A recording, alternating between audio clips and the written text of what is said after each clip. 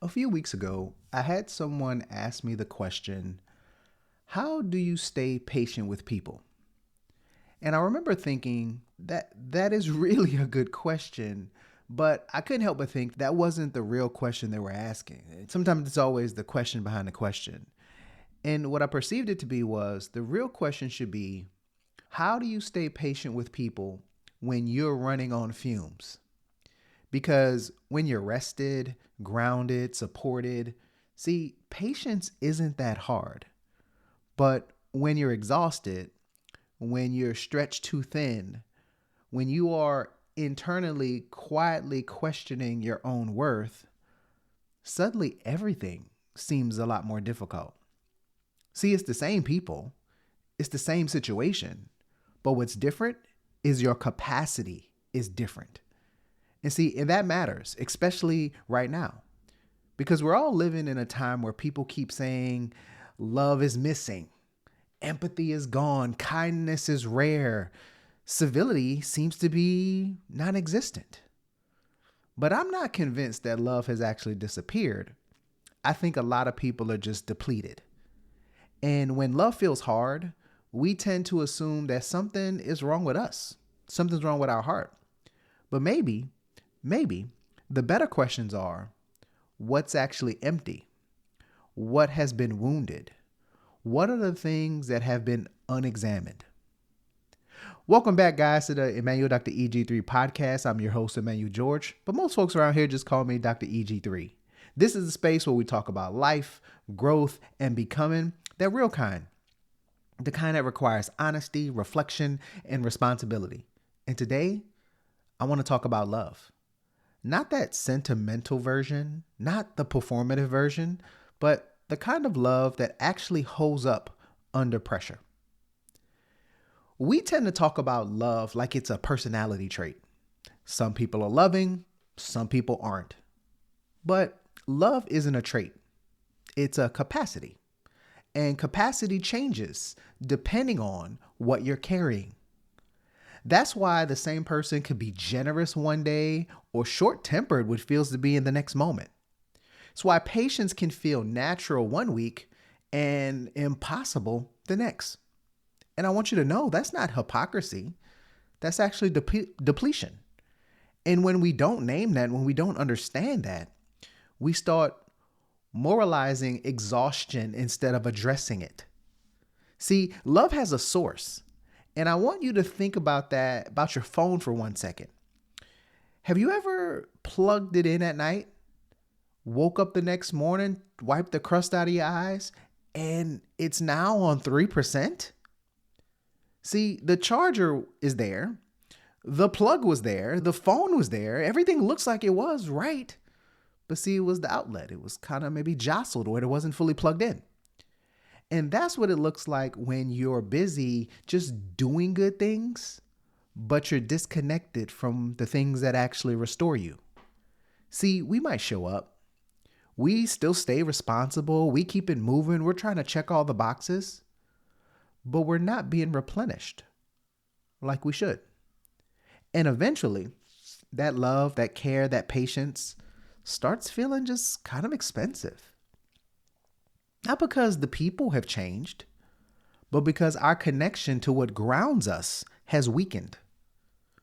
And I can tell you, you can't live off of just activity forever. If the connection is weak, then your love, your patience, your kindness will be weak. So the real question becomes, what am I drawing my energy from? What are the things that restore me? What reminds me of who I am when I'm tired? The second thing is how you treat yourself trains you on how you treat other people. See, most people are better at serving others than extending grace to themselves. We are more likely to outwardly forgive people and speak harshly to ourselves. We show compassion publicly, but we criticize privately.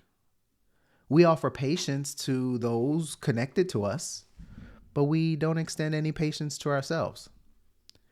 Think about just someone right now that you care deeply about, someone that you care for, you love, someone you protect. Now, imagine if they made a mistake. Maybe they missed the deadline. Maybe they didn't show up the way you thought they may have, or they fell short of just some goal that they were trying to achieve. You would be there to support them, maybe offer them a different perspective, maybe consider some sound advice on how to move forward. Would you speak to them the same way that inner critic that's going on of how you speak to yourself? And for many of us, that answer is no. I wouldn't dare talk to somebody the way that I speak to myself or those thoughts that criticize me. And I can tell you that matters more than we think it does. Because how you speak to yourself becomes the training ground for how you treat others. If you believe you are only valuable when you perform perfectly, it's only a matter of time that you'll eventually demand that same level of performance from the people around you. If you live under this constant self-criticism, you will quietly grow critical of other people. If you don't feel worthy of grace, and grace will feel expensive when someone else needs it from you. Sometimes we can't look at others. Sometimes we impugn their motives. Sometimes we assume the worst of others because we know that we fall short, that maybe we would act the way that we accuse others of. So if you live with a hammer in your own mind, you will eventually bring that hammer to every relationship that you're connected to. Third point, love reveals what's actually on the inside of you. So, the moment when you're at that checkout line, you got your stuff, you ran around the grocery store, now you're in line and you're trying to assess which lane you're going to go through, and you find this one lane that seems to be short. You're in a hurry, you're ready to get going. And the person of you're sitting there counting how many items they have. It's supposed to be express checkout, and you're counting like, man, that doesn't look like 20 items. They go to check out, cashier's bagging their stuff, and they go to swipe their card. Card declines. You're getting more anxious and frustrated, and they start digging in their bag like they're on a scavenger hunt. That welling on the inside that you feel, that moment, it's inside of you because you got somewhere to go, and you're like, man, you had 23 items, you didn't have, and fill in the blank of where your mind goes. See, that moment isn't really about the line. It's about what was already inside of you. You were already anxious. You were already hurried. You were already had a plan of trying to get in and out, and now that plan was disrupted. Maybe you were trying to get that last minute thing to get home for the Super Bowl party, maybe. But see, I can tell you, when your inner world is settled, not in a rush, you're able to breathe and let so many different things go. But when your inner world is tense or maybe even wounded or frustrated, every little inconvenience feels personal. Man, you're just trying to hold me back. You didn't have the funds. Why did you get so many items? See, love doesn't just test patience. Love actually reveals our internal posture. And I can tell you, oftentimes what we haven't healed are the things that we project out into the world. See, I also want us to know that love is an action that's formed from your wholeness. See, it's very easy to say out loud, I love people. But love shows up when it actually costs us something. Love can cost us time, can cost us restraint, can cost us forgiveness, hard conversation. How about this? Choosing not to react when we feel as though our actions should be justified. See, love is not a feeling that you wait for. It's a behavior you practice. You don't love others to earn something. You love others because you know your worth. So here's the challenge of the week.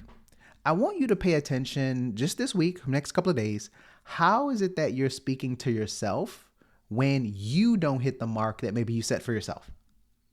And what I would like you to do is as you're doing that internal audit, like I get it, it's autopilot. You're just going to go ahead and react to yourself and as self-criticism comes. But I want you to have some awareness.